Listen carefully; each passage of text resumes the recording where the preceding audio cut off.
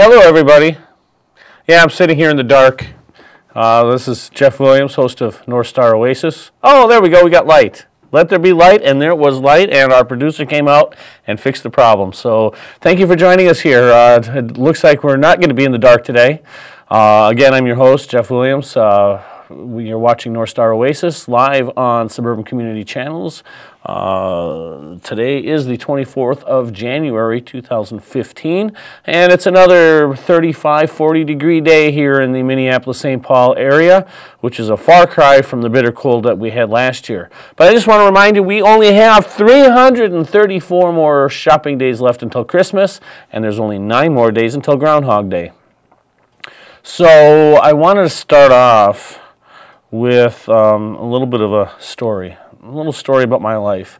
See, today I am actually celebrating what I call my rebirthday. 11 years ago today, possibly at this very hour, if I were to actually do the math to figure out the time difference between the Twin Cities and Iraq, we had a situation that came in where the Iraqi insurgents, I was in Kirkuk, Iraq, the Iraqi insurgents were throwing mortars and rocket fire at us. I was in my office, it was 10:30 at night, and the first round landed over by our customs tent. So being that I was in a hardened facility in my office, I did not have to wear my helmet and flak vest. Well, of course, when you hear inbound rocket attacks coming, the first thing you do instinctually is you put on the helmet and flak vest. As I quickly reached over and put my flak vest on, and as I was moving my hands from my helmet down to my sides, kaboom! Between 30 and 50 feet away from me came a 107mm rocket. Thankfully, there was a wall between me and the shrapnel, so I didn't get any shrapnel damage. The shockwave blew me back into a wall, left me with a mild concussion, tore out my hearing, left me with a back injury. Normal abrasions for anybody who goes through combat. But the story isn't so much about what happened there. That was kind of the powder keg, the starting of things. That was the incident that left me with post-traumatic stress disorder. Thankfully, it was a mild form when we had it diagnosed. It wasn't moderate, it wasn't advanced, according to the criteria in proper diagnosis, so it was treatable. But I didn't know that for the first 6 years of post that incident. I came home by March 7th is when I left, 2004 is when I left Iraq. March 10th, I arrived back here in the States. Things I thought were going good, but they weren't. They weren't going good at all. All my friends would tell me, "You've changed." "You're absolutely right, I've changed," I would tell them. I was in combat. Going to war is going to change your life. I had a little bit of a flippant attitude. Kind of gotten rid of that now. By August, I remember pulling over on the side of the road, having a nervous breakdown, bawling my eyes out. The nightmares had started. I'm going to tell you briefly about one of the nightmares. And this is the first time I've ever told anybody outside of my PTSD doc about this. For civilians, it may sound kind of crazy, but it's the way the mind processes information. When I would sleep, I would be in a panic. I'm trying to find this guy named Mustafa. I never knew a Mustafa in my life. Even when I was deployed, didn't know any guy named Mustafa. Various places that I've been in the Middle East, I'm trying to find Mustafa. Here in the cities, I'm trying to find Mustafa. Every time I was trying to find Mustafa, this guy in a blue car would come by, and then the car would blow up and kill me. Every night I'd have this dream. It was the same ending. It was just the place was different. One night, if you're ever familiar with Concord Street in South St. Paul, there's Kaposha Park, a little kind of area where you just pull in and park. And there's a plaque denoting the Kaposha Indian Village there. One time I had a dream. I was pulling into Kaposha Park looking for Mustafa.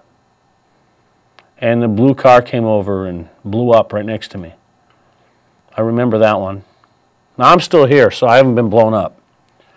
But when you go through combat and you come home and you have your nightmares and you have a nervous breakdown, something's definitely wrong.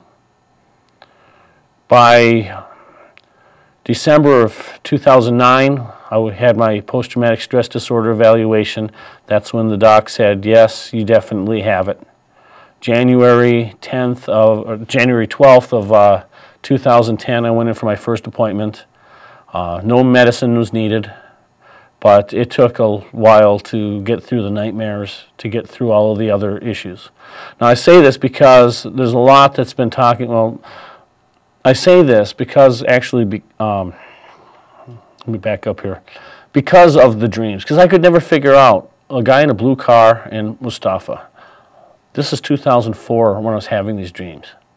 I didn't know Mustafa. Believe it or not, I actually found out who Mustafa was when I went and saw American Sniper last week, the story of Chris Kyle. There in front of me was Mustafa. There in one scene was a blue car that had blown up, identical to the dreams that I had 10 years ago. So whether you believe that God can talk to you in dreams or whether it's just the universe lining things up, whatever your faith is, I do believe that there was a higher power at work with my dreams. And that question was solved when I saw American Sniper.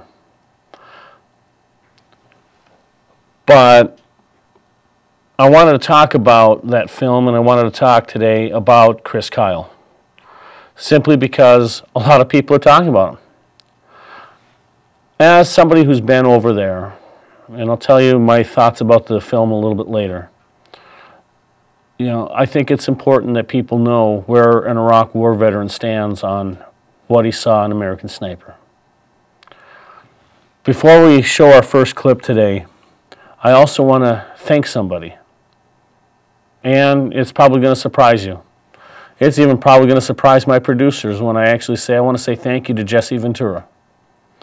See, the first time I had ever heard of Chris Kyle was when he appeared on the Opie and Andy show, when there was discussion about him getting knocked out by a Navy SEAL. I'd never heard of Chris Kyle before in my life, even though I may have actually seen him once. When I was in Kuwait back in 2002, there were two Navy SEALs that I saw from a distance. One guy was huge, made Clay Matthews and Jared Allen, football players, linebackers, put to shame. The arms were just huge. Legs were, you just couldn't, I mean, I have a hard time putting it into words, let's put it that way. These guys were huge. One guy had a bandolier, double bandolier of ammunition across his chest, barrel-chested, puts the barrel to shame, had a black beard, and carried what I thought was a .50 caliber rifle on his shoulders. Find out it was a sniper rifle. The other guy was a little bit shorter, wore the desert camouflage uniform that I would worn. There was no name tape identifying him. He did not have a beard. And I watched these guys walk across the courtyard at the base that I was at, and I was impressed. But hey, they're Navy SEALs, and they're doing their job. So, I was just impressed. Didn't know him. Not going to pretend. Could it have been Chris Kyle? Yeah, possibly could have. It kind of fit his build and his mold and you know, facial features after I found out who he was, you know, years later. But on the other hand, there are numerous SEAL teams, and so it could have been any other SEAL sniper as well. I'll never know. I'll never know if I had a chance encounter with Chris Kyle while deployed. Kind of like to think so, but I'll never know. But the thing is, with American Sniper, and the reason why it's getting a lot of fanfare is that I think it puts things into perspective for people back home. So right now we're going to take a look at a video clip. This is of an interview with Chris Kyle that occurred in, I believe it was 2012.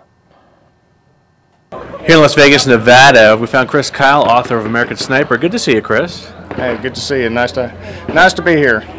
What does the Second Amendment mean to you? It's your whole freedoms.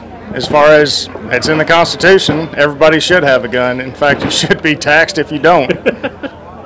Tell us about your book. There's a lot about it in the news. A lot of people have heard about it. Tell us about the book, why'd you write it, what it means to you.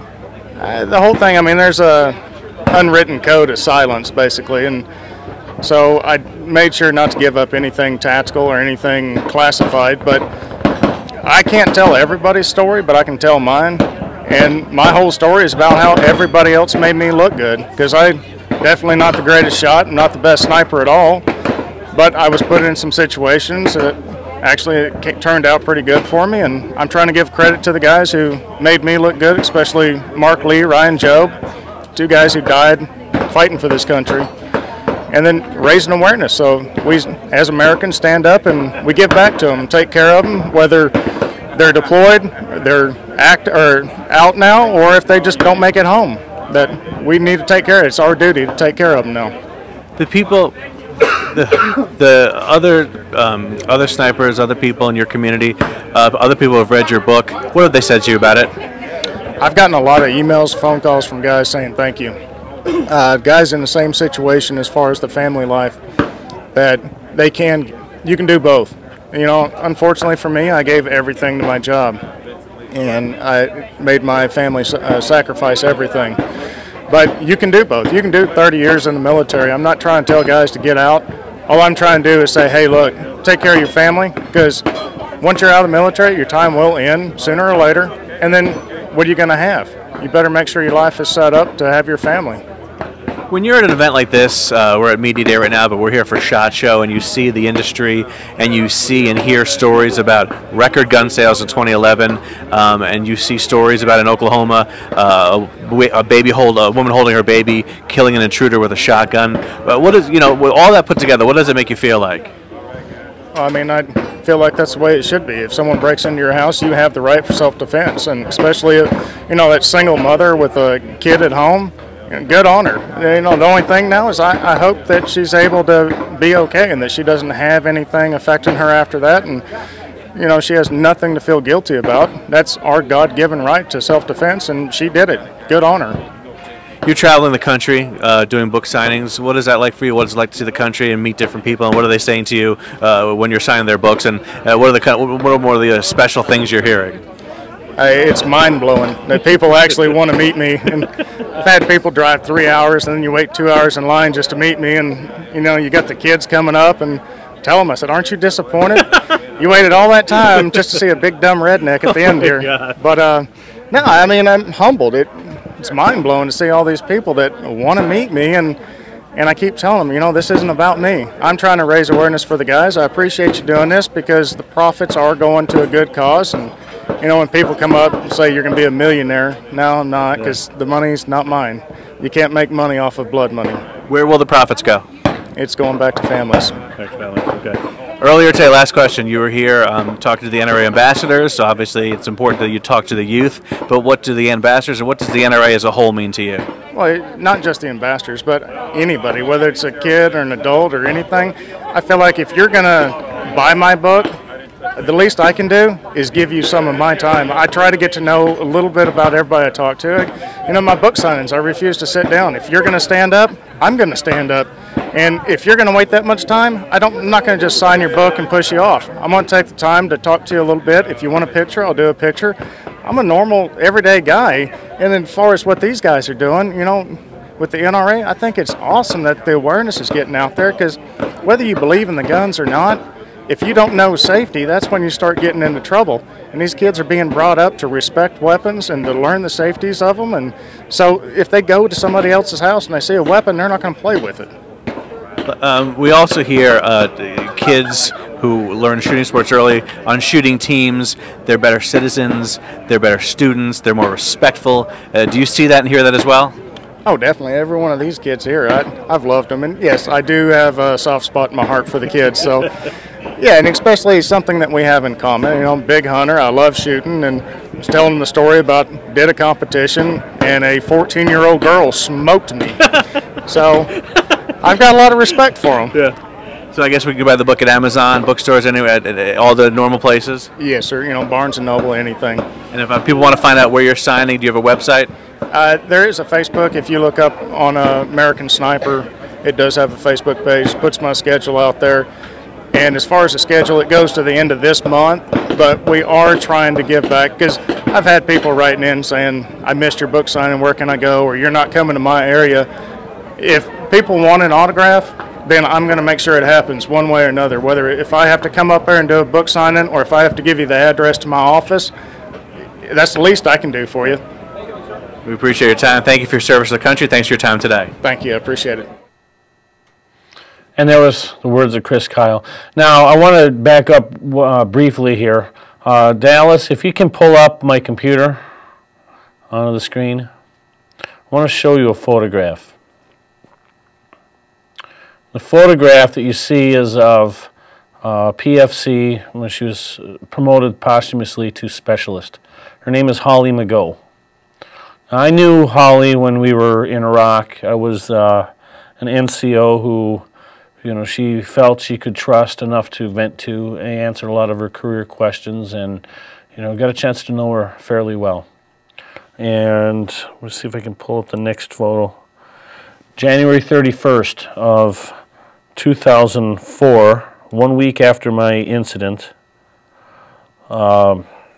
she was coming back from, I believe, Tikrit as the gunner on a Humvee. That Humvee hit a 500-pound bomb embedded in the roadway, an IED. And she was flown, her body was flown from that turret, landed about 300 feet away. She broke every bone in her face, possibly every bone in her body. She was killed instantly. Chris Kyle mentioned that he wants to raise awareness for the guys he served with in the Navy SEALs. It's kind of a mission of mine to raise awareness for people like Holly Mageau, who let it all out on the battlefield, never returned.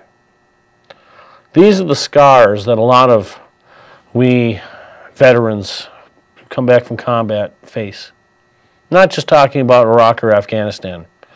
Desert Shield, Desert Storm, Vietnam, Korea, Lebanon, Grenada.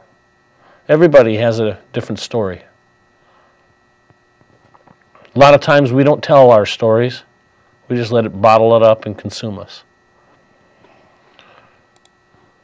Chris Kyle did his job. Again, I wanted to thank Jesse Ventura for bringing up Chris Kyle, because without him and that incident, I don't think in the early stages of his book he would have gotten the publicity that he did. Now, whether or not Chris Kyle had tried to attach his name to Jesse Ventura to get the publicity, I don't know. But the fact is that without Jesse Ventura, I don't think that we would have had quite as much of a interest in the life of Chris Kyle as we have. When you hear of one Navy SEAL hitting a former UDT member who is a well-known actor, wrestler, and governor, you know, that has something to show for it. You kind of perk up, because before then, Jesse really had that image. Oh, well, nobody can knock out Jesse Ventura. And as we've seen with the court cases, there was an incident. We don't know exactly what happened. You know, Jesse won his lawsuit. The lawsuit only perpetrated more publicity for American Sniper, the book and the film, I think, than if he wouldn't have done anything and this would have just gone away. But Chris Kyle, he died. He died at the hands of a fellow PTSD vet. It was a tragic ending. And I wanted to show now his wife, Taya, her statement at his funeral. He was the best dad in the world. So, my sweet angels,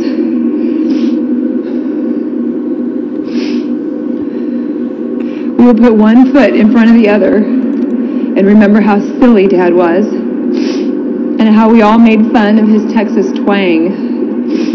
We will laugh at how we would poke the bear. And we will hug each other tightly, just like Dad would do with us.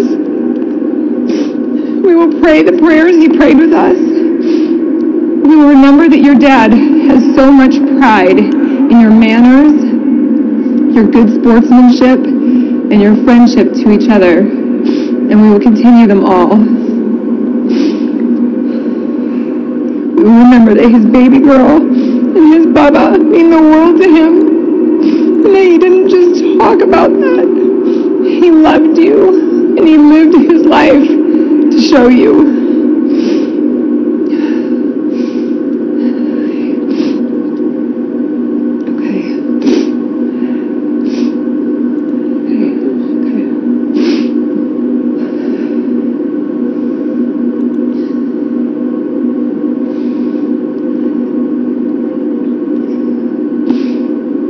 Chris, there isn't enough time to tell you everything you mean to me and everything you taught me. I know you had no idea you were teaching me, but there is something only God and I have known for a long time. God worked through you to make me into the woman I am supposed to be. I almost feel sorry for you, babe, because God knew it would take the toughest and softest hearted man on earth to get a hard-headed, cynical, hard-loving woman like me to see what God needed me to see. And he chose you for the job. Chose well.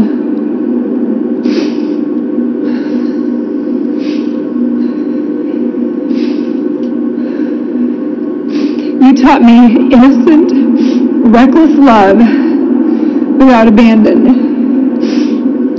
You taught me how to turn a life full of fear into a life full of faith. You taught me that I could be more independent than I ever wanted to be. You taught me how to raise children with love and softness and proved it could be done with a high standard of respect and old-fashioned values. You taught me that I could forgive more deeply than I thought I could.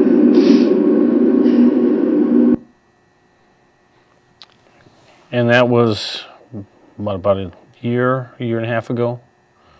I can't remember when Chris Kyle lost his life in a tragic incident at a shooting range. But he left us a legacy. Again, looking at his literary work, don't know how much of that's true or not. I'm not going to besmirch his memory. Chris Kyle went over there. He did his job, wrote a book. Had a lot of scars, tragically lost his life. And I think that's what brings out a lot of interest in this story. Clint Eastwood directed the film, had a production budget of $58.8 million. And when it was released in wide release last week, it had set a box office record for the month of January, taking in just under $90 million in gross receipts on the first opening weekend. Before the show, I checked on boxofficemojo.com and saw that, including yesterday's estimate, that the film now has grossed $154,097,000 in 2 weeks. So it's been an incredible film. It's been an incredible story. And now we're going to show you the film trailer, the official Hollywood film trailer. If you haven't seen the film, this is what Hollywood wants you to see.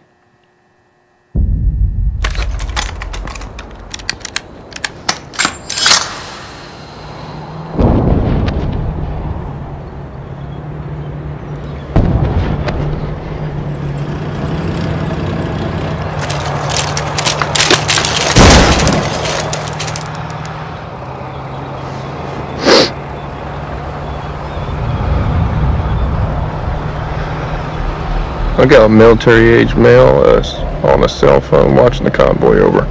If you think he's reporting troop movement, you have a green light. Your call, over. Maybe he's just calling his old lady.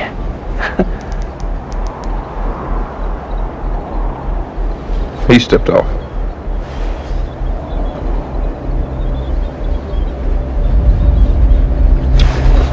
Hold on, I got a woman and a kid 200 yards out, moving towards the convoy.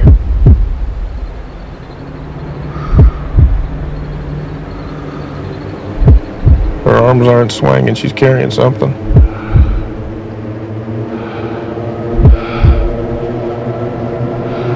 Oh, she's got a grenade, she's got an RKG Russian grenade. You saying to the kid?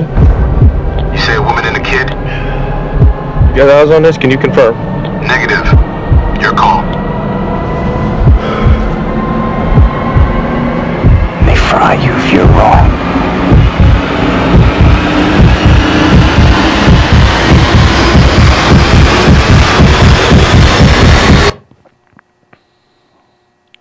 So, have you seen the film yet? After the show last Saturday, I went out and saw American Sniper that night.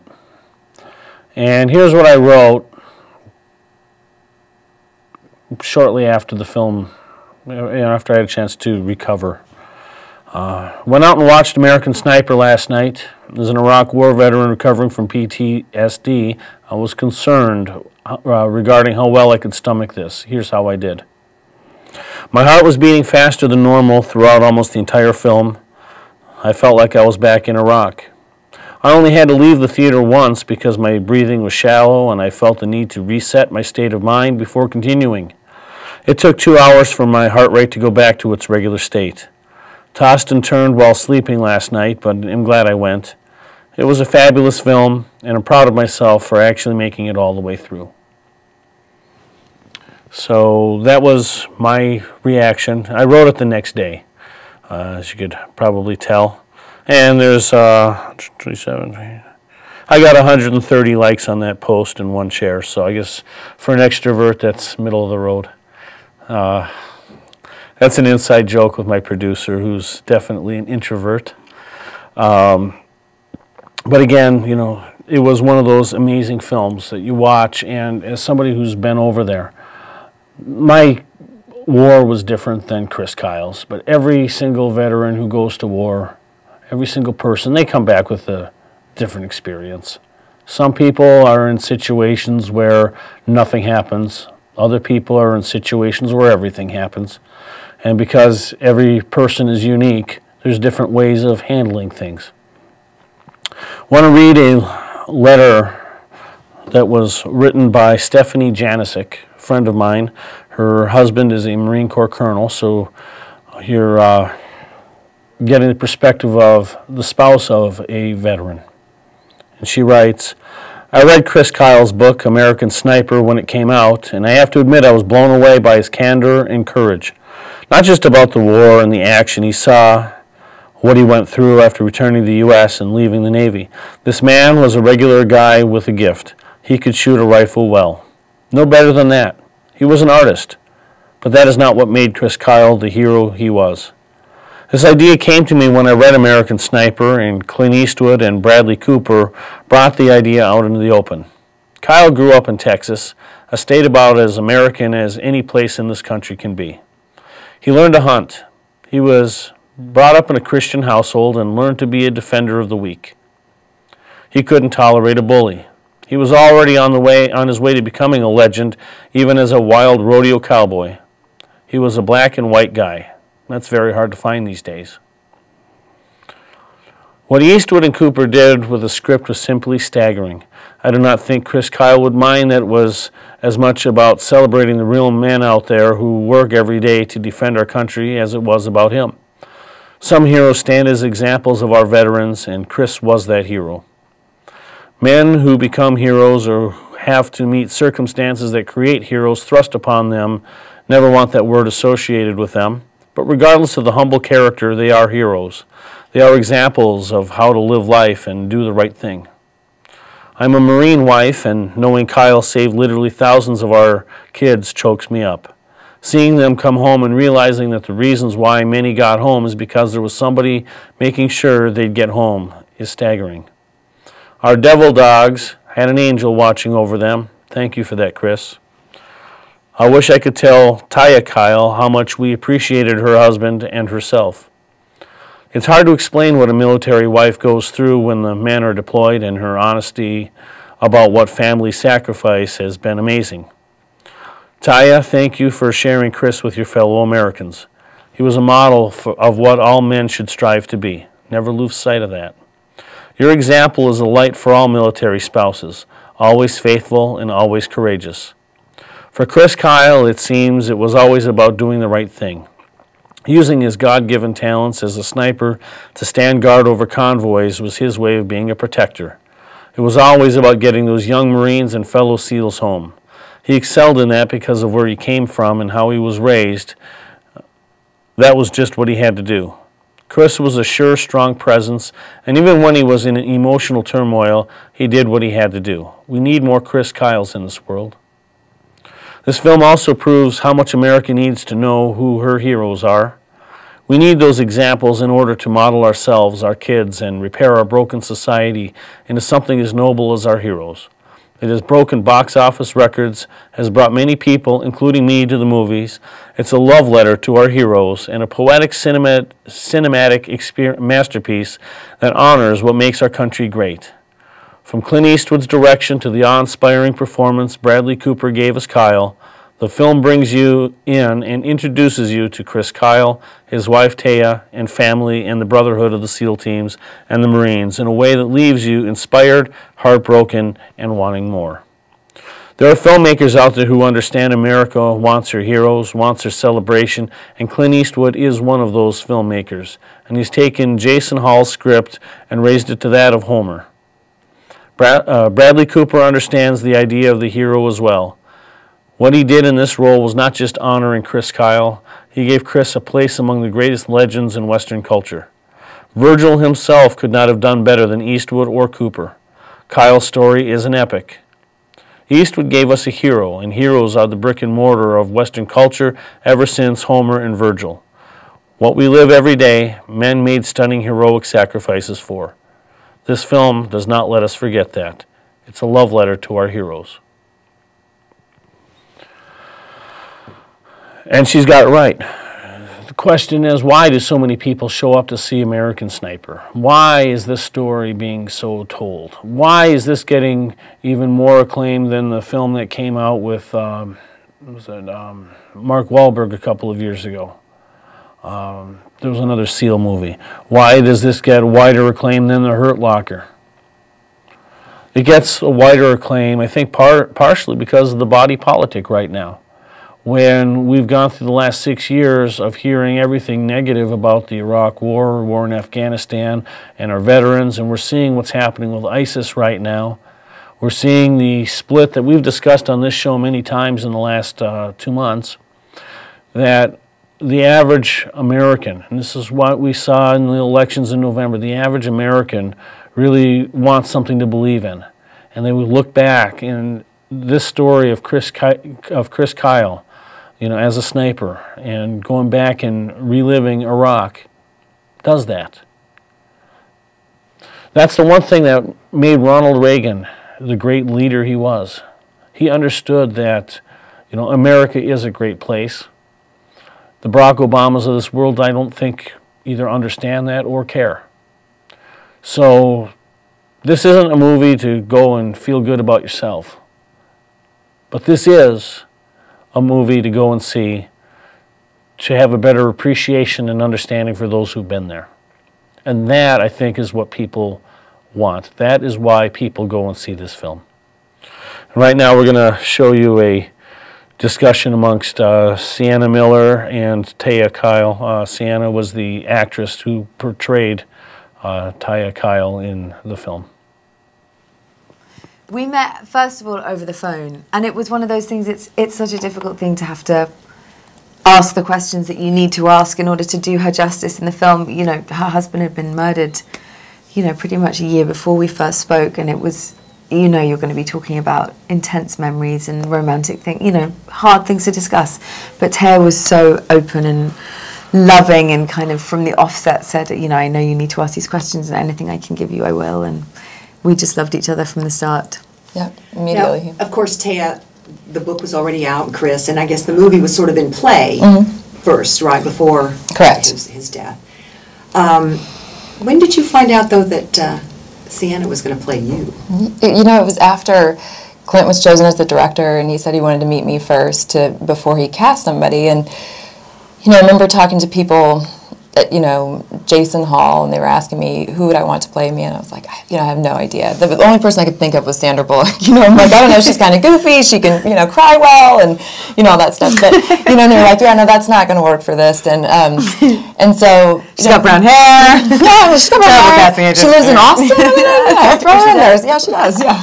So, sorry, Taya. And they brought me somebody from freaking London. Like, yeah, exactly. She spoke to me. She was like, but you know what?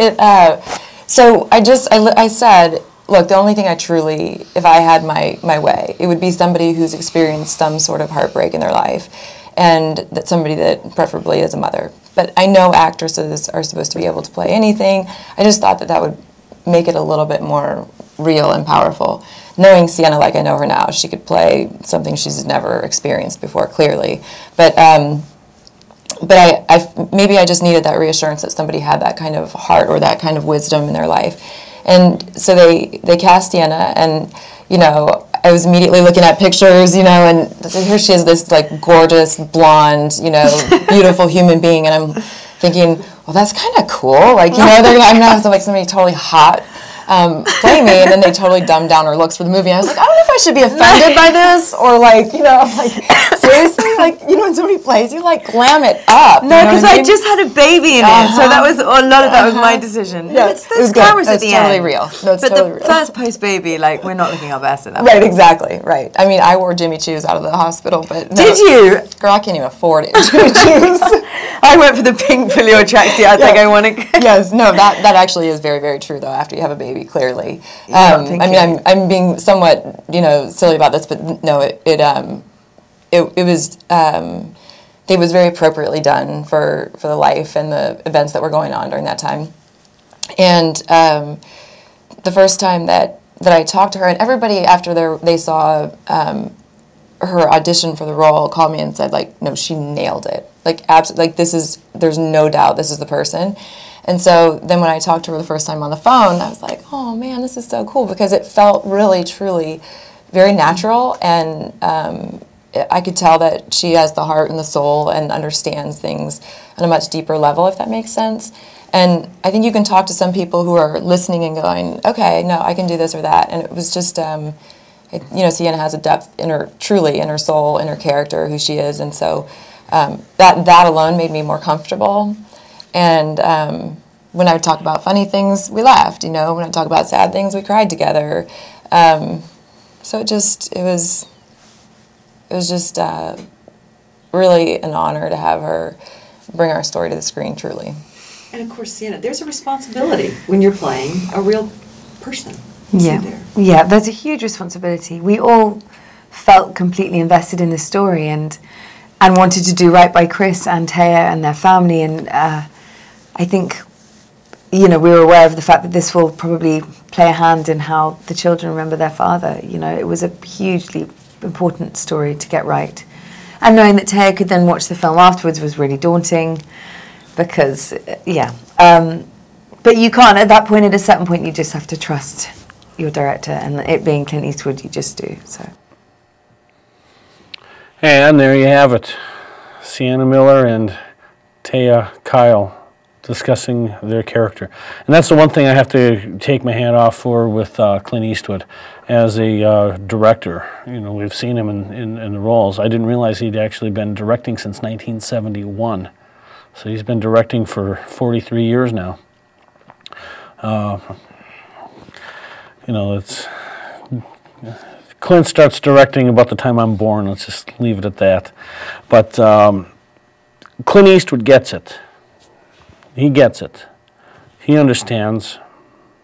You know, we've seen him in roles like this before as both a director and as an actor. I mean, Heartbreak Ridge, who can forget Gunny Highway? If you've ever seen Heartbreak Ridge, you know exactly what I'm talking about. Clint has taken on those roles. Even, you know, Rowdy Yates from Rawhide fame. You know, he has an appreciation for the art of filmmaking, but he also has a deeper appreciation for the stories of the films that he does. And that's, I think, one of the things that makes this such a well-done film, is the fact that he understands, he knows the impact, he knows he knows what Americans need, and definitely understands character building.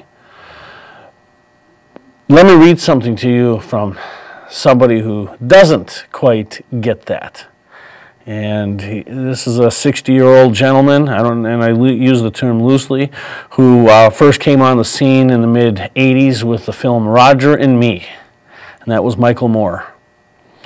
You know, Michael Moore wrote January 18th, 9:14 p.m. He posted on Facebook, "Lots of talk about snipers this weekend, the holiday weekend of a great man killed by a sniper, so I thought I'd weigh in with what I was raised to believe about snipers. My dad was in the 1st Marine Division in the South Pacific in World War II. His brother, my uncle, Lawrence Moore, was an Army paratrooper and was killed by a sniper 70 years ago next month. My dad always said, snipers are cowards. They don't believe in a fair fight. Like someone coming up and from behind you and cold cocking you. Just isn't right. It's cowardly to shoot a person in the back. Only a coward will shoot someone who can't shoot back." So I sent this tweet out today, and I'm just going to read the tweet since it's 140 characters or less. So he tweets, "My uncle killed by a sniper in World War II. We were taught snipers were cowards. We'll shoot you in the back. Snipers aren't heroes, and invaders are worse." Then he goes on, and then I sent this, and he sends out another tweet, and he tweets, "But if you're on the roof of your home defending it from invaders who've come 7K miles, you are not a sniper, you are brave, you are a neighbor." Do you see where this is going? This is blame America first. And then after discussing a bit about Hollywood, Deadline Hollywood and Hollywood Reporter, they want to know my opinion of American Sniper, and I have one. Why not ask me? So here's what I think about American Sniper. Awesome performance from Bradley Cooper, one of the best of the year. Great editing, costumes, hair, makeup, superb. Oh, and too bad Clint gets Vietnam and Iraq confused in his storytelling, and that he has his characters calling Iraqi savages throughout the film. But there's also anti-war sentiment expressed in the movie. And there's a touching ending as the main character is remembered after being gunned down by a fellow American vet with PTSD who was given a gun at a gun range back home in Texas, then used it to kill the man who called himself the American Sniper. Also, best movie trailer and TV ads of the year. Most of us were taught the story of Jesse James and that the scoundrel wasn't James, who was a criminal who killed people, but rather the sniper who shot him in the back. I think most Americans don't think snipers are heroes. Hopefully not on this weekend when we remember that a man in Memphis, Tennessee, who was killed by a sniper's bullet." Well, I looked at Michael Moore. I looked at, he said his father was in the 1st Marine Division. And yes, on the historical record, Michael Moore is not telling a lie on that. His father was in the 1st Marine Division in World War II. And his uncle, Lawrence Moore, there was a Lawrence T. Moore in his family, his father's brother, who I wasn't able to find the unit, but was killed in action in the Philippines in World War II. So that part he is correct on. As far as his dad saying snipers are cowards, they don't believe in a fair fight, blah, blah, blah. You know, my father was a Vietnam veteran. My father didn't really have a lot of positive things to say about the Vietnamese. But do I have to believe what my father said about the Vietnamese people? I think that's what's missing in this debate. Snipers are cowards. That's what Michael Moore says. Michael Moore chooses to believe that. But if you've heard some of the words that my father said about the Vietnamese, I'm the one who has to make the choice as to whether Dad is just being emotional or he's being factually correct. And his comments were emotional. And we can even say that about, you know, dehumanizing the Iraqis when I was there, calling them towelheads or hajis. Haji being the most frequently used term. Doesn't make it right, but that's what we did when we were over there. They called them hajis. But that doesn't mean that we necessarily have to hate them when we come home. Now, some people are going to. Oh, I can't stand any of them hajis. I'm putting it in the air quotes. And so, what do the kids believe? Kids, as they become adults, and Michael Moore is a 60-year-old man now, he can choose to believe that snipers are cowards, or he can actually just discount Dad's comments as being, you know, emotional. And then, of course, we bring up the whole fact of why is Michael Moore even bringing this up? Of course, it's because of the #1 top-grossing film that's going on in the theaters right now. Last Tuesday, I had an opportunity to give a presentation on the Battle of Iwo Jima in front of the Sherburne County Historical Society. And I actually brought up one story about a sniper, and we're going to play that video for you right now. First of all, let's talk about Corporal Tony Stein, A Company, 1st Battalion, 28th Marines, 5th Marine Division. Killed in action on the 1st of March, 1945. He was 23 years old. Does anybody here know the story about Stinger Stein? Back when they were in Hawaii while training for the Iwo Jima mission, Corporal Stein and a couple of other guys found an old aircraft weapon, and they decided to make that gun their own. And Stein was the one who was leading that effort. And if you see right here, he had rigged an aircraft gun as his own personal weapon. He took it on to Iwo Jima with him. This is Tony Stein with what he called the Stinger. His Medal of Honor citation. For conspicuous gallantry and intrepidity at the risk of his life above and beyond the call of duty while serving with Company A, 1st Battalion, 28th Marines, 5th Marine Division, in action against enemy Japanese forces on Iwo Jima and the Volcano Islands, 19 February 1945. The first man of his unit to be on station after hitting the beach in the initial assault, Corporal Stein, armed with a personally improvised aircraft-type weapon, provided rapid covering fire as the remainder of his platoon attempted to move into position. When his comrades were stalled by a concentrated machine gun and mortar barrage, he gallantly stood upright and exposed himself to the enemy's view, thereby drawing the hostile fire to his own person and enabling him to observe the location of the furiously blazing hostile guns. Determined to neutralize the strategically placed weapons, he boldly charged the enemy pillboxes one by one and succeeded in killing 20 of the enemy during the ferocious single-handed assault. Cool and courageous under the merciless hail of exploding shells and bullets which fell on all sides, he continued to deliver the fire of a skillfully improvised weapon at a tremendous rate of speed, which rapidly exhausted his ammunition. Undaunted, he removed his helmet and toes to expedite his movements and ran back to the beach for additional ammunition, making a total of 8 trips under intense fire and carrying or assisting a wounded man back each time. Despite the unrelenting savagery and confusion of battle, he rendered prompt assistance to his platoon whenever the unit was in position, directing the fire of a half-track against a stubborn pillbox until he had effected the ultimate destruction of the Japanese fortification. Later in the day, although his weapon was twice shot from his hands, he personally covered the withdrawal of his platoon to the company position. Stout-hearted and indomitable, Corporal Stein, by his aggressive initiative, sound judgment, and unwavering devotion to duty in the face of terrific odds, contributed materially to the fulfillment of his mission, and the outstanding valor throughout the bitter hours of conflict sustains and enhances the highest traditions of U.S. naval service. Has anybody watched the film American Sniper that just came out? Well, you know, there's some talk about Michael Moore. You know, Michael Moore makes the statement about how, oh, my uncle was shot by a sharpshooter, by a sniper, and my dad said that snipers are cowards. Well, on March 1st, Corporal Tony Stein was killed by a sniper while leading a 19-man patrol to reconnoiter a machine gun emplacement which had his company pinned down.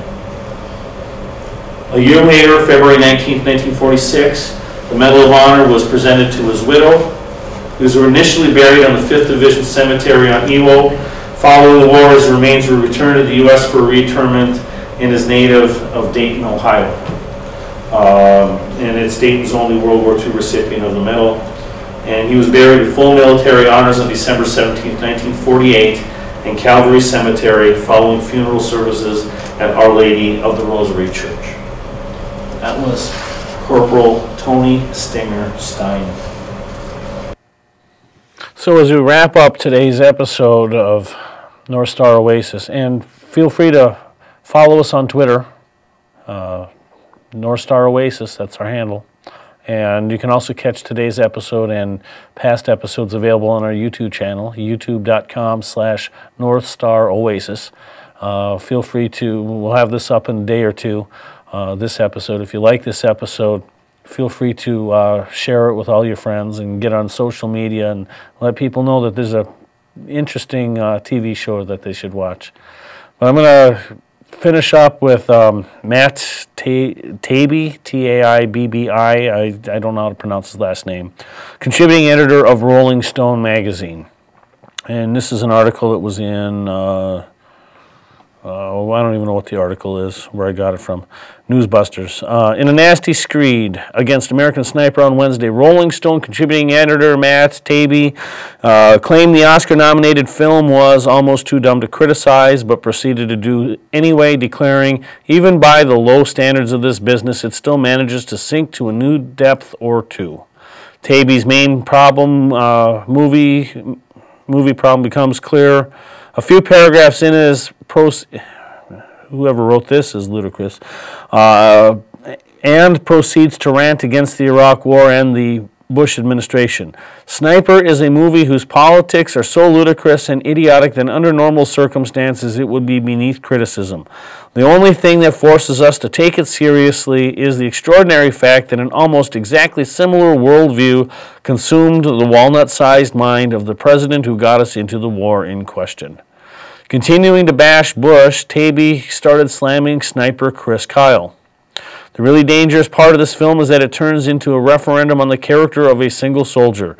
It's an unwinnable argument in either direction. We end up talking about Chris Kyle and his dilemmas, not about the Rumsfelds and the Cheneys and other officials up the chain who put Kyle and his high-powered rifle on rooftops in Iraq and asked him to shoot women and children. There are real villains in this movie, but the controversy has mostly been over just how much of a hero Chris Kyle really was, and plenty of other commentators comparing Kyle's book, where he remorselessly brags about killing savages, to the film, where he is portrayed as a more rounded figure who struggled, if not verbally, then at least visually, with the nature of his work. To have pointed out that real-life Kyle was kind of a expletive-deletive compared to movie Kyle. Taibbi's vicious attack on the movie followed left-wing activist Michael Moore blasting snipers as cowards, and actor Seth Rogen comparing the film to Nazi propaganda.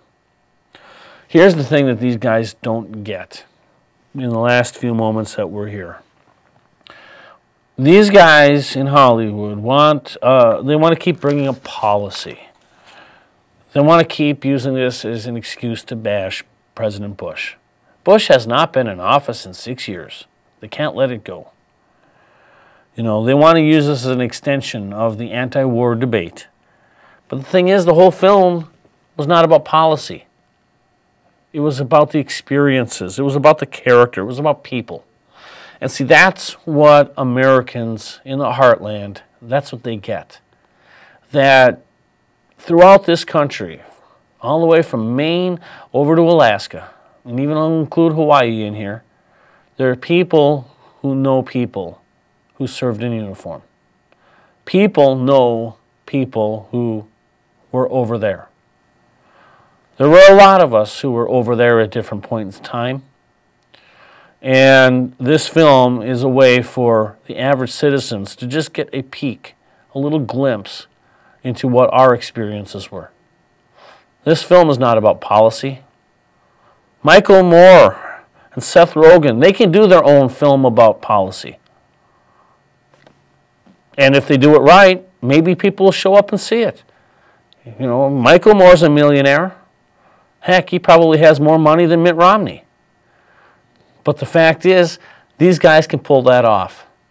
If they want to have a policy rant, they've got the tools to do that.